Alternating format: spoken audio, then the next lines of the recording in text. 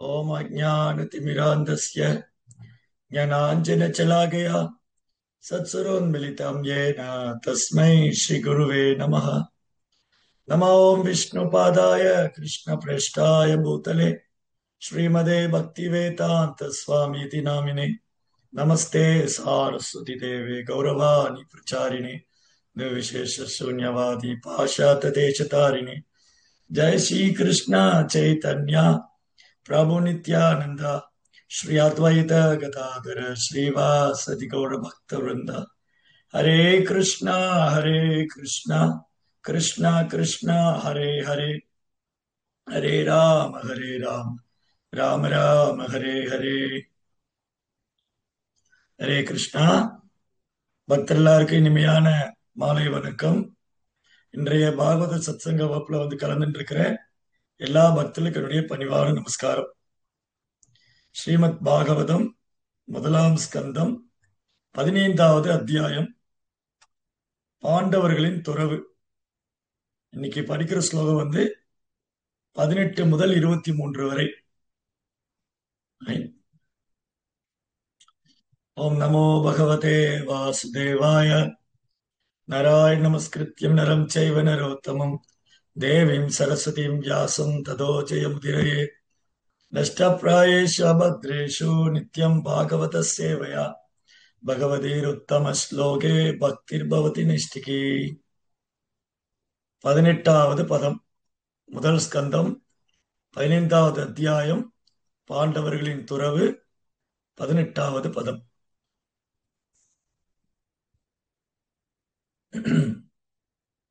நர்மாணி உதாரு சிரஸ்மித யோசி பீதானி हे पार्थ हे अर्जुन सखे गुरुनंदनेति संचल्पितानि नरदेव हृदि स्पृहानि ஸ்மதுர்லுதந்தி ஹிருதயம் மம மாதவஸ்ய. மொழிபெயர்ப்பு மற்றும் பொருளுரை தெய்வ திரு அபய சரணா அரவிந்த பக்திவேதாந்த சுவாமி ஸ்ரீல பிரபுபாத். ஜெய் ஸ்ரீல பிரபுபாத் கி ஜெய்.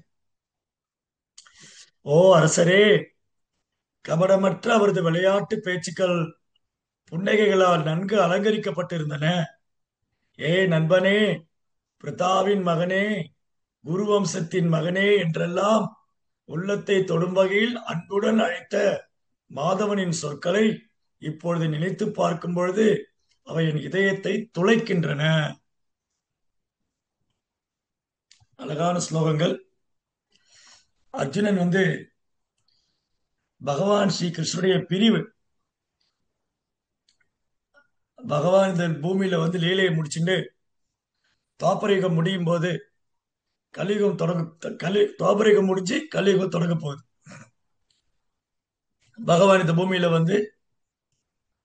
பூமியோட பாரத்தை குறைத்து தேவையற்ற அசுர குணம் படைத்தவங்க எல்லாம் வதம் செஞ்சு எல்லா அசுர குணம் படைத்தவங்களும் குருக்ஷேத்திரங்கிற இடத்துல வர வச்சு அவங்க எல்லாத்துக்கும் மோட்சம் கொடுத்துட்டு அவங்கள பிறப்பிறப்புல விடுவிச்சு விட்டு பகவான் முன்னிலையில் அவங்க எல்லாம் உடலை விட்டாங்க. அந்த குருக்ஷேத்திர போர்க்களத்துல அது தர்மத்துக்காக நடந்த யுத்தம். அதுக்கப்புறம் பாண்டவர்கள் அரியாசனத்துல உட்கார வைக்கப்பட்டாங்க. யுதிஷ்டிர மகாராஜா தர்மர் ஹஸ்தினாபுரத்து அரியாசனத்தில் அமர்த்தி வைக்கப்பட்டார். அதுக்கப்புறம் யுதிஷ்டிர மகாராஜா இந்த பூமியை ஆண்டு வரார். அப்ப பகவானுடைய அடுத்த திட்டம் என்ன? ஏன்னா ஹஸ்தினாபுரத்துல யுதிஷ்டர் அரியாசனத்துல உட்கார வச்சுட்டு பகவான் துவாரிக்கு போயிட்டார். அப்போ யுதிஷ்டிர மகாராஜா அர்ஜுனனை அனுப்புறார், நீ போய் பகவானை பார்த்துட்டு வா, அவருடைய அடுத்த திட்டம் என்னன்னு தெரிஞ்சுட்டு வா. ஏன்னா பாண்டவரை போன்ற தூய பக்தர்கள் தங்க மனம் போன போக்குல வாழ்வதில்லை, தங்க இஷ்டப்படி எதுவும் செய்வதில்லை. பகவானின் திட்டம் என்ன, அவர் எதை நம்மிடம் விரும்புகிறார், என்ன செய்தால் பகவான் திருப்தி அடைவார், என்ன செய்தால் பகவான் ஆனந்தம் அடைவார், பகவானை திருப்தி செய்வது எப்படி, பகவானை ஆனந்தம் அடைய வைக்கிறது எப்படி, இதேதான் யோசிச்சுட்டு இருப்போம். ஒரு தூய பக்தனுக்கு சொந்த விருப்பு வெறுப்பு, சுயநலம், பௌதிக ஆசை எதுவும் கிடையாது. அதனால யுதிஷ்டிர மகாராஜா அவர் அரியாசனத்துல ஏற்றுண்டாலும் மகாபாரத யுத்தத்துல கௌரவர்கள் கொல்லப்பட்டு யுதிஷ்டிர அரியாசனத்துல உட்கார்ந்துட்டாலும் அவருக்கு அந்த அரியாசனத்தை அனுபவிக்கணும், அஸ்தினாபுரத்தில் இருக்கிற ஆடம்பரமான வாழ்க்கை அனுபவிக்கணும், அங்க இருக்கிற புலன்ப விஷயங்களை அனுபவிக்கணுங்கிற எண்ணம் கிடையாது. அந்த அஸ்தினாபுரத்து அரியாசனத்தை ஏன் ஏற்றுக்கொண்டார்? பகவான் விரும்புகிறார், அவரது விருப்பம், பகவானை திருப்தி செய்வதற்காக, அவரது சேவைக்காக அதை ஏற்றுக்கொண்டார். இப்போ சரி, மகாபாரத யுத்தம் தான் முடிஞ்சு போயிடுத்து. பகவானுடைய அடுத்த திட்டம் என்னன்னு தெரிஞ்சு வர்றதுக்காக அர்ஜுனன் துவாரகைக்கு அனுப்புறார். துவாரகை போன அர்ஜுனன் ரொம்ப நாளா எந்த ஒரு பதிலும் இல்ல. துவாரகை போய் சேர்ந்தாரா சேரலையா, அங்க பகவானை தரிசனம் பண்ணாரா, அர்ஜுனனுக்கு என்ன ஆச்சு, பகவானுக்கு என்ன ஆச்சு, எந்த தகவலுமே இல்லை. அப்புறம் சிறிது காலம் கழிச்சு அர்ஜுனன் திரும்ப வர்றார். அர்ஜுனன் திரும்ப வர்றதுக்கு முன்னாடியே யுதிஷ்டிர மகாராஜா பல கெட்ட அபசகுணங்களை, கெட்ட நிமித்தங்களை கண்டார். 3 விதமான கெட்ட நிமித்தங்களை 3 விதமான அமங்கலமான ஒரு சூழ்நிலைய யுதிஷ்டர் பார்த்திருக்காரு. அவர் இதுவரைக்கும் ஒரு ராஜ்யத்துல பார்த்ததே இல்லை. யுதிஷ்டிர மகாராஜா தன்னுடைய ராஜ்யத்துல இந்த 3 விதமான மாற்றங்களை பார்த்ததே இல்லை. முதல்ல அவர் உடல்லயே சில கெட்ட சகுனங்கள், சில அபசகுனங்களை பார்க்கிறார். இடது பக்கம் உள்ள கண்கள், கரங்கள்லாம் துடிக்குது. அதுக்கப்புறம் தன்னுடைய பிரஜைகள் கிட்ட சில நடவடிக்கைகளை மாற்றத்தை பார்த்தார். யுதிஷ்டிர மகாராஜா தன்னுடைய ராஜ்யத்துல இதுவரைக்கும் பார்த்திராத ஒரு மாற்றத்தை தன் பிரஜைகள் கிட்ட பார்க்கிறார்.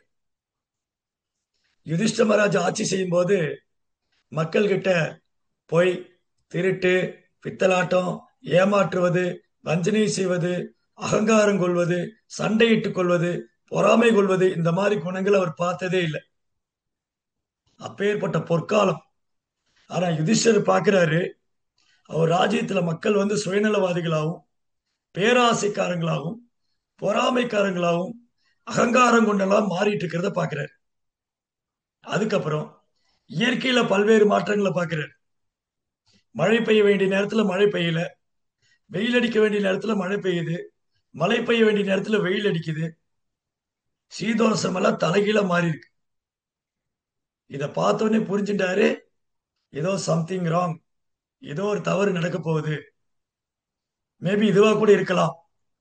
பகவான் கிருஷ்ணர் அவருடைய தாமரை பாதம் இந்த பூமியில் இருந்ததுனால இந்த பூமி ரொம்ப சுபிக்ஷமா இருந்தது, ரொம்ப மங்களமா இருந்தது, எல்லா தர்மங்களும் சரிவர நடந்துட்டு இருந்தது.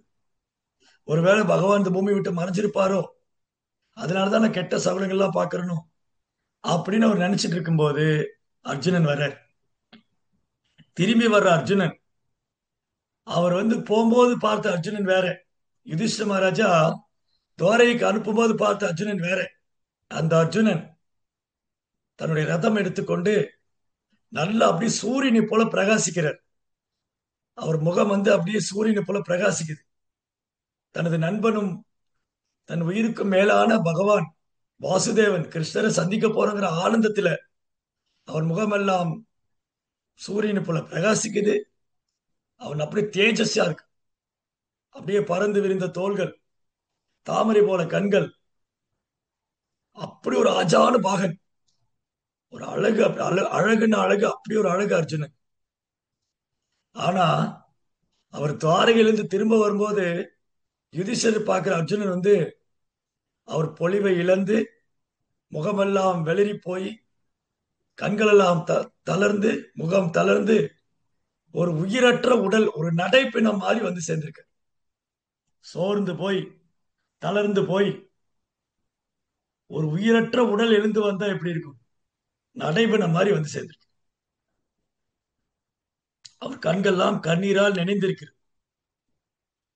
தன் யுதிஷ்டிர மகாராஜா பல்வேறு கேள்விகள் கேட்கிறார். அர்ஜுனா, உனக்கு என்ன ஆச்சு, என்ன நடந்தது, உனக்கு யாராவது உன்னை அவமானப்படுத்திட்டாங்களா, இல்ல யாராவது உன்னை யுத்தத்துல தோல்பிச்சுட்டாங்களா, இல்ல யார்கிட்டயா கொடுத்த வாக்குறுதி நீ காப்பாத்தாம போயிட்டியா, இந்த மாதிரி பல கேள்விகள் கேட்கிறார். அப்புறம் கடைசியா ஒரு கேள்வி கேட்கிறாரு, பகவான் இந்த பூமி விட்டு மறைந்து விட்டாரா, உனக்கு உயிரும் மேலான உன் நண்பன் நம் வாசுதேவன் நம்ம விட்டு பிரிந்து விட்டாரா, அதனால்தான் நீ நடைபெணம் போல் இருக்கின்றாயா, அதான் உயிரற்ற ஒரு உடல் போல் இருக்கின்றாயா அப்படின்னு கேட்கும்போது அர்ஜுனால பதில் சொல்ல முடியல. ஆனாலும் தமையன் கேட்கின்றார், பதிலளிக்க வேண்டும். கண்கள்ல கண்ணீரை துடைத்துக் கொண்டு, மனதை கனமாக்கி கொண்டு, பேச முடியாம அப்படி அர்ஜுனன் பேசுற. அவர் சொல்றாரு, அவர் பகவான் பகவான் அவர் கூட இருந்த அந்த ஓரொரு நொடி, ஓரொரு வினாடி, ஓரொரு நிகழ்வுகளையும் அர்ஜுனன் நினைத்து நினைத்து அழற. அவர் சொல்றாரு, ஓ மகாராஜா, ஓ அரசரே, அந்த பகவான் இருக்கார் இல்லையா, அவருடைய விளையாட்டுக்கெல்லாம் கபடமற்றது, கள்ளம் கபடமற்ற ஒரு விளையாட்டு பேச்சு. பகவான் தூய்மையானவற்றெல்லாம் தூய்மையானவர், மங்களமானவற்றெல்லாம் மங்களமானவர். பவித்ரானாம் பவித்ரம் சோ மங்களானாம் ச மங்களம். பகவான் முக்குணத்துக்கு அப்பாற்பட்டவர். அவருடைய பிறப்பு செயல்கள் எல்லாம் திவ்யமானது. ஜென்ம கர்ம சமே திவ்யம். பகவானுடைய பிறப்பு செயல் எல்லாம் திவ்யமானது. அந்த பகவானுடைய செயல் குற்றமற்றது. அவர் ஒரு சாதாரண நண்பனை போல எப்படி அர்ஜுனன்ட்ட பழகினாரு, அவர் அர்ஜுனன்ட்ட எப்படி பழகி இருக்காருங்கிறத நினைவுபடுத்துகிறார் அர்ஜுனன். யுதிஷ்ட மகாராஜ் கிட்ட அர்ஜுனன் கிருஷ்ணர் தன்கிட்ட எப்படி பழகி இருக்காருன்னு நினைவுபடுத்திக்கிறாரு. எப்படி எல்லாம் கிட்ட விளையாட்டா பேசுவார் தெரியுமா? அவர் கபடமற்ற அவரது விளையாட்டு பேச்சுகள், புன்னைகள், அவருடைய அவருடைய உதட்டோர ஒரு சிரிப்பு பகவானுக்கு, அது மந்தகாச புன்னகை, எல்லோரையும் மயக்கி விடும் அந்த புன்னகை. அவர் என்னை பார்த்து, ஏ நண்பனே, பிரிதாவின் மகனே, குருவம்சத்தின் மகனே என்றெல்லாம் உள்ளத்தை தொடும் வகையில் அன்போடு அழைத்த அந்த மாதவனின் சொற்களை இப்பொழுது நினைத்து பார்க்கும் பொழுது அவன் இதயத்தை துளைக்கின்றன. நீங்க பாத்தீங்கன்னா பகவத்கீதையில கிருஷ்ணர் அர்ஜுனன் அர்ஜுனான்னு சொல்ல மாட்டார். பிரிதாவின் மைந்தனே, பார்த்தனே, பார்த்தனே, பிரிதாவின் மைந்தனே, பரந்தபா, குடாகேசா, தனஞ்சயா, இப்படி எல்லாம் சொல்றார். இந்த ஓரொரு வார்த்தையும் அர்ஜுனன் நினைக்கும் போது அவர் இதயம் சுக்குநூறா வெடிக்குது. அப்படியே இந்த இதயத்துல வேதனை, அதை தாங்க முடியல அவரால். ஏன்னா இந்த மாதிரி வார்த்தை இப்ப நான் எப்படி எங்க கேட்க முடியும்? பகவான் தான் என்னை விட்டு போயிட்டாரு, பகவான் நம்மளை விட்டு பிரிஞ்சிட்டாரு, பகவான் என்னை விட்டு போயிட்டாரு. இன்னைக்கு என்னை யார் இப்படி எல்லாம் கூப்பிடுவா? ஓ தனஞ்சயனே, பரந்தபனே, பார்த்தனே, பிரிதாவின் மகனே, குடாகேசனே, சவ்யசாட்சியே, யார் இப்படி என்ன அழைப்பாங்க நீ அப்படின்னு அந்த பகவான் தன்னை கூப்பிட்ட அந்த ஓரொரு வார்த்தையும் நினைத்து நினைத்து அர்ஜுனன் அழுகின்றார். அவரால் பேச முடியல. திரும்பி தன்னை சமாதானப்படுத்திக்கிட்டே பேசுற. அதனால இங்க அர்ஜுனனுக்கும் பகவானுக்குள்ள உறவு சக்கிய ரசம், சக்கிய பாவம், சக்கிய ரசம். அர்ஜுனன் பகவானின் நண்பன், அர்ஜுனன் பகவான நண்பனாவே நினைச்சிட்டாரு, பகவானும் அவர்கிட்ட ஒரு நண்பனை போல நடந்துகிட்டாரு. அதனாலதான் 11ஆம் அத்தியாயத்துல அர்ஜுனனுக்கு கிருஷ்ணர் விஸ்வரூபம் காமிச்ச பொழுது அவர் பயந்து போய் பிரார்த்தனை பண்றாரு. ஓ பகவானே, ஓ விஸ்வரூபமே, நான் உன்னை போய் என்னெல்லாம் சொல்லியிருக்கேன். ஹே கிருஷ்ணா, ஹே யாதவா, ஹே சகேதி, ஓ ஏ கிருஷ்ணனே, யாதவனே, நண்பனேன்னு சொல்லியிருக்கேன். உன் தோல் மேல கை போட்டிருக்கேன், ஒரே தட்டுல சாப்பிட்டு இருக்கோம், ஒன்னா படுத்து தூங்கி இருக்கோம், உன் மேல கால் போட்டிருக்கேன். இதுக்கு எல்லாத்துக்கும் மேல சபையில வச்சு உன்னை நான் அவமானப்படுத்தியிருக்கேன். உன்னை சபையில வச்சு நான் ரொம்ப மோசமாலாம் பேசியிருக்கேன்.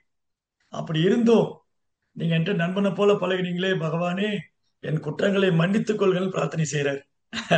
அதுக்கப்புறம் அர்ஜுனனுக்கு விஸ்வரூபத்தை பார்த்து பயம் வந்துருச்சு, எனக்கு இது வேண்டாம். ஓ பகவான், இந்த விஸ்வரூபம் எனக்கு வேண்டாம், 4 கரமுள்ள நாராயண ரூபத்துல வாங்கினார். அப்ப உடனே பகவான் 4 கரமுள்ள நாராயணங்க, வனமாலே கதை சாங்கே சங்கே சக்ரே சனந்தகி ஸ்ரீமான் நாராயணோ விஷ்ணு வாசுதேவோ வாசுதேவ கிருஷ்ணன். அந்த நாராயணமூர்த்தியை பார்க்கும்போது அர்ஜுனன் பாதி சந்தோஷமானாரு, முழுமையா சந்தோஷமாகல. எனக்கு அதுவும் வேண்டாம், 2 கரமுள்ள ரூபத்துல வாங்கினார். அப்ப பார்த்த சாரதியாக ஒரு கையில குதிரையின் கடிவாளம், இன்னொரு கையில சாட்டை. அந்த குருக்ஷேத்திர போர்க்களத்துல அவர் கூந்தல் எல்லாம் கலைந்து இருந்தது. அந்த புழுதி எல்லாம் பட்டு அவர் கூந்தல் பழுப்பு நேரத்துல காட்சி அளித்தது. அந்த பார்த்த சாரதியை அர்ஜுனன் அந்த ரூபத்தில் என்னோடு இருக்க வேண்டும், நான் அவரை தரிசிக்க வேண்டும், அவரை காண வேண்டும் ஆர்வம் கொண்டார். அந்த மாதிரி பகவான் அர்ஜுனோடு நண்பனாவே இருந்தார். பாண்டவர்களோட நண்பனாக, உறவினனாக, நலன் விரும்பியாக, எல்லா தூதனாக, எல்லா விதத்திலையும் அவர் கூட இருந்தார். அதனால இதெல்லாம் நினைத்து பார்க்கும்போது அந்த பகவான் நம்மளை விட்டு பிரிந்து விட்டாரேன்னு அர்ஜுனன் அழறார். Next verse 19.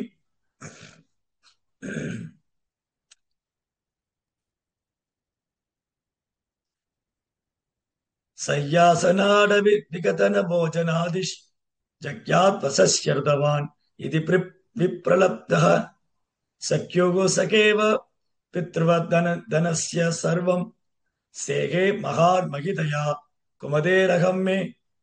பொதுவாக நாங்கள் இருவரும் ஒன்றாகவே உறங்குவதும் அமர்ந்திருப்பதும் சுற்றித் திரிவதும் வாழ்வதும் வழக்கம். அந்த சமயத்தில் வீர செயல்களுக்காக ஒருவரை ஒருவர் புகழ்ந்து கொள்ளும் போது முரண்பாடுகள் ஏற்படும் சமயங்களில், நண்பா நீ சத்தியமே உருவானவன் தான் என்று கூறி அவரை நான் கடிந்து கொள்வது வழக்கம். அவரது மதிப்பு குறைக்கப்பட்ட அத்தகைய நேரங்களிலும் கூட பரமாத்மா என்ற முறையில் என் பிழைகளை எல்லாம் அவர் ஒரு நண்பனுக்கு நண்பனை போலவும் பிள்ளைக்கு தகப்பனை போலவும் பொறுத்து கொண்டார். பாத்தீங்களா, அடுத்த ஸ்லோகத்திலே வந்துச்சு. இப்போ ரெண்டு நண்பர்கள் பேசிக்கிறான்னு வச்சுக்கங்களேன், அவங்களுக்குள்ள இந்த புகழ்ற மாதிரி இகழ்றதெல்லாம் உண்டு. அது வஞ்ச புகழ்ச்சேனின்னு சொல்லுவாங்க. புகழ்வது போல இகழ்வதும் இகழ்வது போல புகழ்வதும் வஞ்ச புகழ்ச்சேனி. அப்போ ஒரு நண்பன் இன்னொரு நண்பனை பார்த்துட்டு சொல்லுவாரு, நீ யாருன்னு எனக்கு தெரியும், நீ ரொம்ப உத்தம புத்திரன் தான், உன்னை பத்தியில எங்களுக்கு நல்லா தெரியும் அப்படின்னு சொன்னா நம்மளை புகழ்றதா அர்த்தம் இல்லை, இகழ்றதா அர்த்தம். அப்போ சில நேரத்துல அர்ஜுனன் இந்த மாதிரிலாம் பேசியிருக்காரு. கிருஷ்ணா நீ யாருன்னு எனக்கு தெரியும், ஏன்னா எங்கிட்ட எல்லாம் சொல்லாத, உன்னை பத்தியில எனக்கு நல்லாவே தெரியும், இப்படி எல்லாம் பேசியிருக்காரு. ஓ சரி சரி, நீ பேசுறத பார்த்தா சத்தியமே உருவான மாதிரிதான் இருக்கு, எல்லாம் எனக்கு தெரியும் அப்படிலாம் சொல்லியிருக்காரு. ஆனா அப்படிலாம் சொல்லியிருந்தா கூட பகவான் அதை ஆனந்தமா ஏற்றுக்கொள்றார். ஏற்றுண்டு அவர் ஒரு நண்பனை போல நடத்துக்கிறார். இது நடந்தது துவாரகையில. ஒரு பிராமணனுக்கு குழந்தை பிறக்கும், அந்த குழந்தை உடனே காணாம போயிடும். ஒரு தடவையும் அந்த பிராமணருக்கு குழந்தை பிறக்கும் போது அந்த குழந்தை காணாம போகும். அந்த பிராமணர் உக்ரசேன ராஜாவுடைய சபையில சத்திரிய வம்சத்தை இகழ்ந்து பேசுவார். உக்ரசேனா, உன் ஆட்சியில் பிராமணருக்கு பாதுகாப்பு இல்லை, உன்னுடைய ஆட்சி செங்கோல் ஆட்சி இல்லை, சத்திரியர்கள் பலம் இழந்து விட்டார்கள், வீரம் இழந்து விட்டார்கள், பிராமணருக்கு உங்க ஆட்சியில பாதுகாப்பு கிடையாது அப்படின்னு பல முறை இந்த பிராமணர் உக்ரசேனரின் சத்திரிய வம்சத்தை இகழ்ந்து பேசுவார். அப்போ ஒரு நாள் இந்த சபையில அர்ஜுனும் இருந்திருக்காரு. அப்ப அர்ஜுனன் தான் பிறப்பால் ஒரு சத்திரியன் ஆயிடுச்சே, உடனே ஒரு கோவம் வந்துடும். சத்திரியரை பத்தி இகழ்ந்து பேசும்போது அர்ஜுனுக்கு கோவம் பிராமணரே, என்ன துணிச்சல் இருந்தா நீங்க சத்திரிய வம்சத்தை இகழ்ந்து பேசுவீங்க? உங்களுக்கு என்ன தைரியம்? காண்டிவதாரி இருக்கங்கிறத மறந்துட்டீங்களா? இந்த சபையில காண்டிவதாரியாக அர்ஜுனன், வில்லுக்கு விஜயன் நான் இருப்பதை மறந்து விட்டீர்களா? உடனே பிராமணர் சொல்ற, அர்ஜுனா உனக்கே கோபம் வருது, இந்த சபையில கிருஷ்ணர் இருக்காரு, பலராமர் இருக்காரு, அவங்களே பேசாம இருக்காங்க. கிருஷ்ணர் பலராமர் வேணா பேசாம இருக்கலாம், நான் என்னால பொறுத்துக்க முடியாது. நான் உங்களுக்கு வாக்கு கொடுக்குறேன், அடுத்த முறை உங்க குழந்தை பிறந்த சொல்லுங்க, இந்த காண்டிவதாரி பாதுகாப்பு தருவான், எப்படி குழந்தை மாயமாகுதுன்னு பார்க்கலாம். அப்படி ஒரு வேலை என்னால உங்க குழந்தையை பாதுகாக்க முடியலன்னா நான் நெருப்புல இறங்கி இந்த உடலை விட்டுருவேன். சரி, ஓகே, அப்படி ஆகட்டும். அடுத்த முறை எனக்கு குழந்தை பிறக்கும் போது நான் சொல்றேன், நீ பாதுகாப்புக்குவான். அதே மாதிரி அந்த பிராமணருக்கு குழந்தை பிறக்கும் போது அந்த பிரசவ டைம்ல அந்த பிராமணர் அர்ஜுனன் அழைக்கிறார். அர்ஜுன் என்ன பண்ணாரு, அக்னி தேவன் கொடுத்த தேர் எடுத்துக்கிட்டார், தேவர்கள் கொடுத்த தெய்வீகமான அஸ்திரங்கள் எடுத்துக்கிட்டார், தன்னுடைய காண்டிபத்தை எடுத்துக்கிட்டாரு, எல்லாத்தையும் எடுத்துட்டு போனார். போய் அந்த பிராமணனுடைய வீடை தன்னுடைய காண்டிபம் எடுத்து அந்த வில்லுல ஒரு அம்பு வச்சார். அர்ஜுனன் இந்த வில்லுல ஒரு அம்பு வைக்கும்போது ஒரு அம்பு தான் இருந்தது, காண்டிபத்துல வைக்கும்போது ஒரு அம்பு தான் இருந்தது. அந்த அம்பு அர்ஜுனுடைய காண்டிபத்திலிருந்து வெளியேறும் போது 4, 8, 16, 108, 1008, 10,008 லட்சக்கணக்கான அம்புகளால வானத்துல மழை பொழியிற மாதிரி அம்புகளை மழையாக பொழிந்து அந்த பிராமணனுடைய வீட்டையே மூடிட்டார். ஒரு காத்து கூட உள்ள நுழைய முடியாது. பிராமணர் வியந்து போனார். உண்மைதான், காண்டிபதாருடைய வில்லு வித்தை, விஜயன் அர்ஜுனன், யாராலும் அவர் வெல்ல முடியாது. குழந்தை பிறந்தது, குவா குவா குவா காணாம போச்சு. குழந்தை பிறந்தது, பேரத குழந்தை காணாம போச்சு. இந்த பிராமணருக்கு வந்தது கோபம். அர்ஜுனா அர்ஜுனா, என்ன துணிச்சல் உனக்கு! நான் அப்பவே சொன்னேன், உனக்கே இந்த வீண் கர்வம், உனக்கே ஆணவம். அன்னைக்கே நான் சொன்னேன், கிருஷ்ணர் பலராம இருக்காரு, கிருஷ்ணர் பலராமர் வேணா பேசாம இருக்கலாம், நான் வருவேன். நீ எங்கே என் குழந்தை? நீ நெருப்புல இறங்க உடனே என் குழந்தை மீட்கிறேன்னு சொன்னில, நெருப்புல இறங்க உடனே. அர்ஜுனன் தலை குனிந்து போனார். நெருப்புல இறங்க போறாரு. கிருஷ்ணா வந்தார். அர்ஜுனா எங்க போறேன்னு. அப்பதான் அர்ஜுனன் கிருஷ்ணரை நினைக்கிறார். அப்பவே கிருஷ்ணரை கூட்டிட்டு வந்திருந்தாருன்னு இந்த சம்பவம் ஆயிருக்காரு. அக்னி தேவன் கொடுத்த ரதம் எடுத்துட்டாரு, காண்டி எடுத்துட்டாரு, தெய்வீகமான அஸ்திரங்கள் எடுத்துக்கிட்டாரு, கிருஷ்ணரை விட்டுட்டு போயிட்டு. ஆனாலும் பகவான் ஒருபோதும் தன் பக்தன் தோல்த்து போக விட மாட்டார். கௌந்தேய பிரதிஜானகி நமே பக்த பிரணஷதி, என் பக்தன் என்னைக்கு வீழ்ச்சி அடைய மாட்டான். பகவான் வந்துட்டார். வந்து அர்ஜுனன் சொல்லி, உனக்கு என்ன பிரச்சனை, ஒன்னும் கவலைப்படாத, என் கூட வா அப்படின்னு அவர் அர்ஜுனனை அதே உடலோட பகவான் அர்ஜுனனை வைகுண்டத்துக்கு கூட்டிட்டு போனார். பூர் போஸ்வாகா, பூர்லோகம், புவர்லோகம், சர்க்கலோகம், ஜனலோகம், தபலோகம், பிரம்மலோகம், சத்தியலோகம், கைலாசம் எல்லாம் கடந்து வைகுண்டத்துக்குள்ள போய் பார்க்கடலில் பயிர் துயிலும் பரந்தாமன் மகாவிஷ்ணுவை தரிசனம் செய்து அந்த குழந்தைகளை மீட்டு வந்தார். நான் மகாவிஷ்ணு என்ன ஆசைப்பட்டாரு, என்னுடைய அம்சம், என் அவதாரம், பகவான் பூமியில் இருக்காரு கிருஷ்ணர், அவரை சாதாரணமெல்லாம் பார்க்க முடியாது. தன் பக்தனுக்கு ஒரு ஆபத்துனா வந்துருவார், பக்தனுக்கு ஆபத்துனா பரந்தாமன் ஓடி வந்துருவார். அதனால அர்ஜுனன் ஒரு துன்பத்துல மாட்டினா பகவான் சும்மா விட்டுற மாட்டார். இப்போ அர்ஜுனனை காப்பாற்ற வேண்டும் என்று சொல்லி அர்ஜுனனை கூட்டிட்டு வைகுண்டத்துல போய் அந்த நாராயணமூர்த்தியை தரிசனம் பண்ணாரு கிருஷ்ணரும் பலராம். சோ இந்த மாதிரி ஒரு சில நேரங்கள் அர்ஜுனன் தன்னுடைய நட்புனால, சக்கிய ரசத்தினால பகவான் கிருஷ்ணரை முழுமுதற் கடவுள் மறந்துடுவார். ஆனா பகவானுடைய கருணையினால மீண்டும் அவர் பகவானால் காப்பாற்றப்படுவார். அப்புறம் திரும்பவும் பகவான் யோகமாய சக்தினால கிருஷ்ணா என்ன பண்ணிடுவாரு, அர்ஜுனன்ட்ட தன்னுடைய யோகமாய சக்தினால தன்னை மறைச்சிடுவார். திருப்பி அர்ஜுனன் பகவான் நண்பனா நிற்பார். அந்த மாதிரி ஒரு அன்பு பரிமாற்றம் ரெண்டு பேருக்கு இருந்திருக்கு. இப்ப அந்த நண்பனை நான் இழந்து விட்டேனே, அந்த பகவானை நான் இழந்து விட்டேனேன்னு சொல்லி கண்ணீர் மல்க பிரார்த்திக்கின்றார். அடுத்த ஸ்லோகம் 20.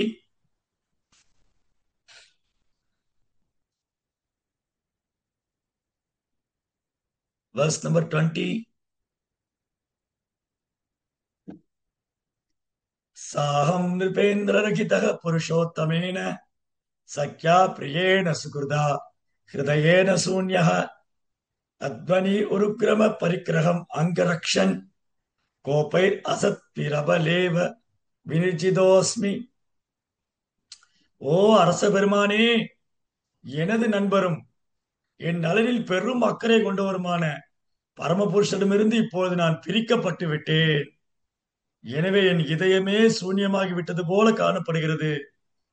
கிருஷ்ணருடைய எல்லா மனைவிகளின் உடல்களையும் நான் காப்பாற்றி வருகையில் அவர் இல்லாத சமயத்தில் துஷ்டர்களான சில இடையர்களால் நான் வெல்லப்பட்டேன்.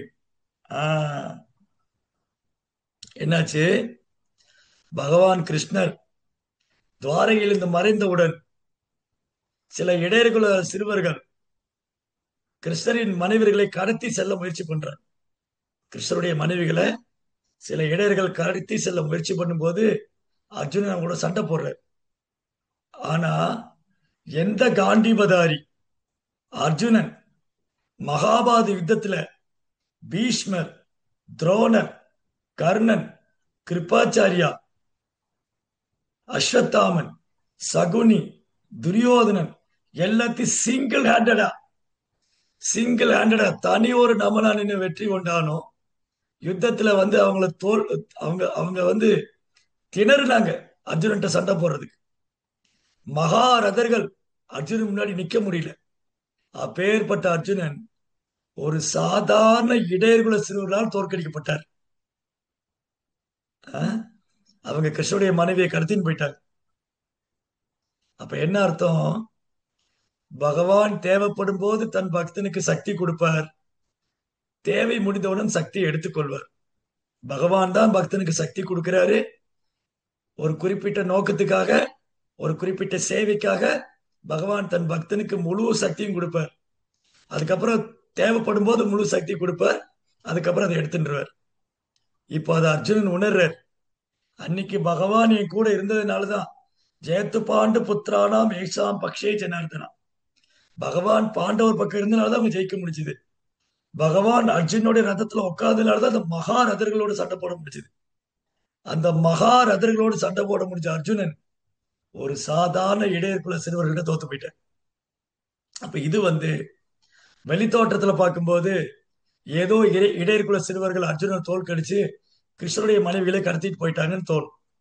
ஆனா நம்முடைய பூர்வாச்சாரியர்கள் விஸ்வநாத் சக்கரவர்த்தி தாக்கூர், ஜீவகோஸ்வாமி மிக அழகா விளக்கம் கொடுத்திருக்காங்க. அந்த இடையர்கள் வேற யாரும் இல்ல, பகவான் தான். பகவான் கிருஷ்ணர் தான் இடையர்குல சிறுவனா அர்ஜுனனை தோல்பிச்சு தன் மனைவிகளை கூட்டின்னு போனார். ஏன்னா அந்த 16,108 ராணிகள், அந்த 16,108 ராணிகளும் லட்சுமி தேவி பகவானுடைய நித்தியமான மனைவிகள், சகாக்கள், சேவகர்கள். ஆன்மீக உலகத்துல பகவானுக்கு நித்தியமா சேவை பண்றவங்க. இப்ப யார் அவங்களை நெருங்க முடியும்? லட்சுமி தேவி கிட்ட யாரும் நெருங்க முடியாது. இப்ப பகவான் தான் இந்த லீலை செய்தார். அவரே ஆயர்குல சிறுவனாக இடையர்குல சிறுவனாக அர்ஜுனனை தோல்பித்து தன் மனைவிகளை திரும்ப அழைத்து சென்று விட்டார் என்று சில விஸ்வநாத் சக்கரவர்த்தி தாக்கூர் விளக்கம் கொடுக்கிறார். அதனால அர்ஜுனன் சாதாரண நபர்கிட்ட தோத்து போகல, பகவான் கிட்ட தான் தோல்வி அடைஞ்சிருக்கார். Next verse number 21. தத்தை தனுஸ்தை சபக சரோதகஸ்தே சோகம் ரதி நிர்பதயோ யத ஆனமந்தி சர்வம் க்ஷணேன தத் அபூத் அசத் ஈஷரிக்தம் பஸ்மன் ஹுதம் குகராத்தம் இவோக்தம் ஊஷ்யாம். என்னிடம் அதே காண்டிப வில்லும், என்னிடம் அதே காண்டிப வில்லும், அதே அம்புகளும், அதே குதிரை பூத்தப்பட்ட அதே ரதமும் தான் உள்ளன. மேலும் யாருக்கு எல்லா அரசர்களும் தகுந்த மரியாதை செலுத்தினார்களோ அதே அர்ஜுனனாகத்தான் அவற்றை நான் உபயோகிக்கின்றேன். ஆனால் பகவான் ஸ்ரீகிருஷ்ணன் இல்லாத காரணத்தினால் அவை அனைத்தும் சாம்பலில் ஊற்றிய நெய் போலவும், மந்திரஜாலத்தில் பொருள் திரட்டியது போலவும், வறண்ட நிலத்தில் விதை விதைப்பதை போலவும் ஒரு நொடியில் சூனியமாகிவிட்டது. கன்ஃபார்ம் பண்ணிட்டார், அர்ஜுன் உறுதிப்படுத்திட்டாரு. எந்த காண்டிபம் என் கையில இருக்கு, அதே காண்டிபம் தான் இருக்கு. அதே காண்டிபம், அதே வில்லு, அதே அம்பு, அதே ரதம், அதே அர்ஜுனன், அதே அஸ்திரங்கள். ஆனா பிரயோஜனம் இல்லை. ஏன்? ஏன்னா பகவான் அவர் கூட இல்லை. அப்போ இதெல்லாம் உண்மையில் அர்ஜுனனுக்கு பாதுகாப்பு இல்லை. இதெல்லாம் உண்மையில் அர்ஜுனனுக்கு பாதுகாப்பு இல்லை, பகவானே அவருக்கு பாதுகாப்பு. இதெல்லாம் அர்ஜுனனுடைய உண்மையான சக்தி அல்ல, பகவான் தான் ஒரு சக்தி, பகவான் தான் அவருடைய சக்தி. அப்போ இந்த பொருள்கள்லாம் இருந்து என்ன பிரயோஜனம்? சாம்பலில் ஊற்றப்பட்ட நெய், கொழுந்து விட்டு எரியிற நெருப்புல நெய் ஊத்தினா அது இன்னும் கொழுந்து விட்டு எரியும். சாம்பல்ல நெய் ஊத்தி என்ன பிரயோஜனம்? அந்த மாதிரி அர்ஜுனன் இப்ப கிருஷ்ணரை பிரிந்து விட்டதால தன் சக்தியை முழுதும் இழந்து விட்டார். அப்ப என் கையில காண்டிபம் இருந்து என்ன பிரயோஜனம்? இல்ல இந்த ரதம் தான் இருந்து என்ன பிரயோஜனம்? இல்ல தெய்வீகமான அஸ்திரம் தான் இருந்து என்ன பிரயோஜனம்? இதெல்லாம் சாம்பல்ல ஊட்டின நெய் மாதிரியும், மந்திரஜாலத்தால் பொருள் திரட்டியது போலவும், வறண்ட நிலத்தில் விதை விதைப்பதை போலவும் ஒரு நொடியில் சூன்யமாகிவிட்டது. யா, வறண்ட நிலத்துல விதை போட்ட என்ன பிரயோஜனம்? அதே போல இந்த அஸ்திரங்கள்லாம் இருந்து ஒரு பிரயோஜனம் இல்லை அப்படின்னு அர்ஜுனன் ஃபீல் பண்றாரு. இப்ப அர்ஜுனன் என்ன உணர்றாரு? பகவான் தன்னோடு இருந்ததுதான் தனக்கு முழு வலிமை. அவர்தான் ஒரு சக்தி, அர்ஜுனுடைய சக்தி பகவான். அந்த பகவான் இழந்து விட்டதனால் அர்ஜுனன் தன் சக்தியை இழந்து விட்டதாக உணர்வு. அது அடுத்த ஸ்லோகத்தில் சொல்லு. 22 22. ராஜம் ராஜம் தயானு புருஷ்டானாம் சுகிருதாம் நக சுகிருத்புரே விப்ரசாப விமூடானாம் நிக்னதாம் முஷ்டிபீர்மிதः வாரோணி மதிராம் பீத்வா மதோன்மதித சேதசாம் அஜானதாம் இவான்யோன்யம் சதுஹு பஞ்சாவயேஷிதா. ஓ அரசரே, துவாரகைபுரியில் உள்ள நமது நண்பர்களை பற்றியும் உறவினர்களை பற்றியும் நீங்கள் விசாரித்ததால் அவர்கள் அனைவரும் பிராமணர்களால் சபிக்கப்பட்டனர் என்பதை தெரிவித்துக் கொள்கிறேன். அவர்கள் அனைவரும் பிராமணர்களால் சபிக்கப்பட்டார்கள் என்பதை தெரிவித்துக் கொள்கிறேன். இதன் விளைவாக புளிக்க வைத்த சாதத்தால் செய்யப்பட்ட மதுபானத்தால் மதி மயங்கி ஒருவரை ஒருவர் அறியாமையிலேயே தங்களுக்கிடையில் தடிகளால் அடித்துக்கொண்டு மாண்டு போயினர். இப்பொழுது 4-5 பேர்களே எஞ்சியுள்ளனர். இப்போ யுதிஷ்ட மகாராஜ் என்ன கேட்பார் அடுத்தது? சரி, கிருஷ்ணர் தான் மறைஞ்சு போயிட்டாரு, நம் உறவினர்கள் நண்பர்கள் எப்படி இருக்காங்க? அப்ப அதுக்கு பதில் சொல்லணுமே. இப்ப கிருஷ்ணர் நம்மளை விட்டு பிரிஞ்சாச்சுன்னு சொல்லியாச்சு. அடுத்து உறவினர்கள் நண்பர்கள் என்னன்னாங்க? அவங்க ஒரு முறை கிருஷ்ணருடைய பையன் சாம்பா, இந்த சாம்பா இருக்கான் இல்லையா, அவன் குறும்புக்கார பையன், ஜாம்பவதியோட பையன். கிருஷ்ணருக்கும் ஜாம்பவதிக்கு பிறந்த குழந்தை சாம்பா. அம்பா எப்பவுமே அம்மாவுடைய முந்தானி பிடிச்சுட்டே நடப்பான். அம்மா பிள்ளை சாம்பா ரொம்ப குறும்புக்கார பையன். ஒரு நாள் துவாரகையில பிராமணர்கள் யாகம் செய்து கொண்டு பகவானை வழிபட்டு கொண்டிருக்கிறார்கள். யாகம் செய்து கொண்டு வேத மந்திரங்களை பாராயணம் செய்து கொண்டு ரொம்ப கவனமா பக்தியோட யாகம் செஞ்சுக்கிட்டு இருக்காங்க. அப்போ இந்த கிருஷ்ணருடைய உறவினர்கள் நண்பர்கள் பிள்ளைங்க எல்லாம் விளையாட்டு பண்ணி சாம்பனுக்கு ஒரு பெம்பள வேஷம் போட்டான். சாம்பனுக்கு ஒரு லேடி கப்ட போட்டு அவன் வயிற்றுல பூரா துணியை சுத்தி ஒரு கர்ப்பவதி மாதிரி அவனை ஆக்கிண்டு அவனை அப்படியே தள்ளிட்டு வராங்க. அவனை கொண்டு வந்து இந்த பிராமணர் நிப்பாட்டி, ஓ பிராமணர்களே, நீங்க எல்லாம் தவம் செய்யறவங்க, நீங்க ரொம்ப சாஸ்திரம் எல்லாம் படிச்சிருக்கீங்க, எங்க உங்க சாஸ்திர அறிவை வச்சு சொல்லுங்க, இந்த பொண்ணுக்கு என்ன குழந்தை பிறக்கும் அப்படின்னு கேலி செய்தார். அங்க பகவானை யாகத்தால் வழிபட்டு கொண்டிருக்கிற பிராமணர்களை இந்த கிருஷ்ணனுடைய புதல்வர்களா சேர்ந்து கேலி பண்ணாங்க. ஓ பிராமணர்களே, உங்க தபத்தினால விரதத்தினால உங்களுடைய யாகத்தினால சொல்ல முடியுமா பாருங்க, இந்த பொண்ணுக்கு என்ன குழந்தை பிறக்கும். அவங்களுக்கு கோபம் வந்து விட்டது. இவங்களுக்கெல்லாம் எவ்வளவு ஒரு அகங்காரம், கர்வம், ஆணவம், செருக்கு இருந்தா இந்த சாம்பனுக்கு பொம்பளை வேஷம் போட்டு நம்ம முன்னாடி கொண்டு வந்து நம்மளை ஏளனப்படுத்துவாங்க, நம்மளை அவமானப்படுத்துவாங்க. இதெல்லாம் என்ன காரணம்? இவங்களுக்கெல்லாம் கிருஷ்ணருடைய உறவினரா இருக்கிறேன், நண்பனா இருக்கிறேங்கிற பொய் அகங்காரம் தானே. அதனால சபிக்கிறாங்க. ஓ யதுக்களே, இந்த பொம்பளை இந்த இந்த பெண் குழந்தைக்கு ஒரு இரும்பு ராடு தான் குழந்தையா பிறக்கும், இரும்பு உலக்க. அதனால உங்களுடைய வம்ச அழிவுக்கு காரணமாகும் சபிச்சுட்டாங்க. அந்த இரும்பு உலக்க தான் குழந்தையா பிறக்கும், அதுதான் அதனாலதான் உங்க வம்சம் அழிந்து போகும். உடனே ஓடி போனாங்க. தன்னுடைய தவறை உணர்ந்து நேரா உக்கிரசேன ராஜாட்ட ஓடி போனாங்க. ஐயோ, இப்படி தவறு நடந்து போச்சு, நாங்க பிராமணருக்கு அபராதம் செஞ்சுட்டோம், என்ன செய்யறது? அவங்க சொன்ன மாதிரி சாம்பன் வந்து கர்ப்பவதி ஆயிட்டான்.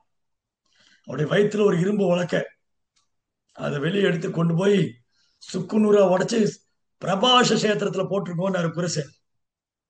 அந்த உலக்கையை எடுத்து சுக்குநூறா பீஸ் பீஸா உடைச்சு கொண்டு போய் சமுத்திரத்துல கரைச்சிருங்க, பிரபாஷ கஷேத்திரத்துல போட்டிருக்கோம். இவங்க கொண்டு போய் போட அது கரையில வந்து அந்த கடற்கரை முழுவதும் இரும்பு ராடுகளா இருக்கு, இரும்பு கம்பி. எப்படி வந்து கரும்பு வயல்ல கரும்பு நிக்கும் இல்லையா, கரும்பு வயல்ல பாத்தீங்கன்னா கரும்பு நீள நிலமா வளர்ந்து நிக்கும், அந்த மாதிரி ஒரு இரும்பு ராடா வளர்ந்து நிக்குது. இவங்கெல்லாம் என்ன பண்ணாங்க, இந்த எதுக்கள் எல்லாம் இந்த ஏன் வந்து பழையதெல்லாம் சாப்பிடக்கூடாதுன்னு சொல்றதுதான். அது ஒரு போதை வரும். நீங்க பழைய சாதத்துல வந்து தயிர் எல்லாம் ஊத்தி 2-3 நாள் வச்சிருந்த சாதத்துல வந்து தயிரை ஊத்தி சாப்பிடுங்க, அப்படி மந்தமா இருக்கும், அப்படி தூக்கமா வரும். ஏன்னா அதுல ஒரு போதை இருக்கு.